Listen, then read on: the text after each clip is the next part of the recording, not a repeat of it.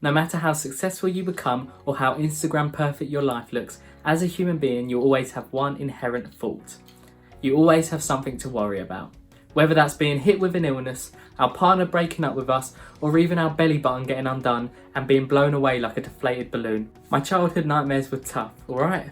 It's in our nature to create these worries, because in the past, if our ancestors didn't, then they would have been eaten by a saber-toothed tiger. Since spending years of my life riddled with anxiety, I've reconditioned my mental health to immerse myself into the school of philosophy Stoicism, read as many personal development books as I can get my hand on, and learning about cognitive behavioural therapy. In this short video, I'm going to reveal the best way to counteract those instinctive mind patterns, so you can live a life free of worrying about the future and regretting the past, and truly start living.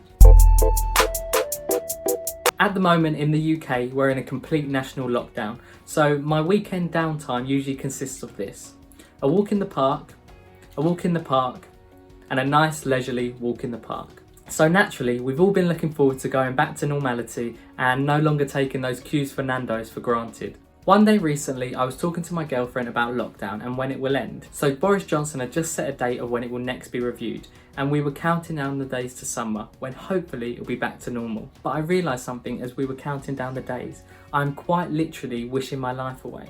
One day I'll be on my deathbed, and I know one thing that I'll never wish for is that my life went faster. Think about it. Whoever got to 80 years old and wished that they had less time? Don't you think that you'll have wished for it to be slower and that you took a step back and enjoyed it more? But here I was staring at a calendar trying to skip ahead. Naval, the millionaire investor, who's also known for his philosophical ideas, said it perfectly. Thank God I didn't have a fast forward button for life, or I'd be dead by now. So why do we do this, especially when we know that at the end of our lives we would think differently?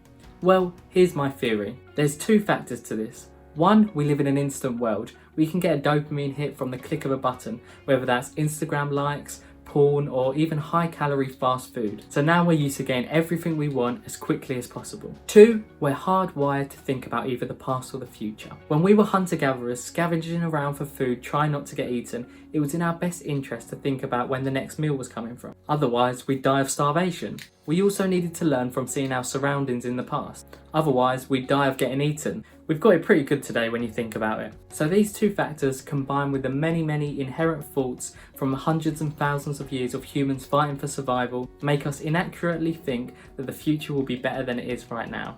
But the truth is that external circumstances don't change who we are, they just amplify them. Why does 70% of lottery winners go broke after 5 years? Because the external circumstances don't change them. They're still poor or middle class, they just temporarily have money. The same reason people move country when they're bored of their mundane life. Then after the novelty wears off, they have that same empty feeling. We expect that how we feel right here, right now, living our boring old lives, will be different once something external changes. And it will, just temporarily. To truly feel happier, richer, more at peace and less anxious, we need to change who we are at each present moment. So, how do we do that? As you're living your day-to-day life, start catching your thoughts. Notice when you're thinking about either the past or the future and bring it back to the present. You can do this a number of ways. One, look and see what's around you. See the colours, the shapes, the perspectives of the objects. Don't label anything. Forget the words house, tree and laptop. Just observe. Number two, feel your senses. Your feet in your socks, the tingles you get on your skin, your heart beating. Feel every feeling no matter how small. And three, accept what is. Completely accept what is happening right now beyond your control. If it's raining, let it rain. Don't cover your head with your hands and run. Just feel it hitting your skin. If your hands are cold, don't put them in your pockets. Just feel it. The trick is to not label it as cold or wet. Just feel. Disclaimer, geology is not liable for any instances of viewers experiencing hypothermia. The best way to do this is by going for a walk. People find it easier to feel present when they're surrounded by nature. But also try it throughout your day when doing small tasks like making breakfast, sipping on a glass of water, or tapping on your laptop. You'll get distracted, your mind will start labelling and start thinking about the past or the future. That's okay, just notice it and try to revert back to the present. Don't worry if you can't stay present for too long. It's the amount of times that you fall back into the present rather than the length of time that you remain there. The more you do this, the more content you'll feel with life in the present moment, and the less you'll feel a need to skip ahead to the future. And then you can start to actually enjoy lockdowns. And then when your barbershop or Nando's opens, that will just be an extra bonus. Because all we ever have in life is the present moment, so don't waste it.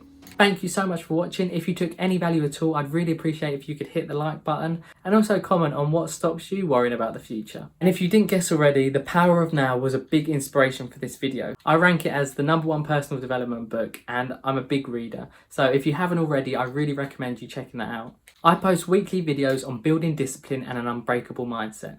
If you're looking to improve your life, hit the subscribe button and join the community. And I'll see you in the next one.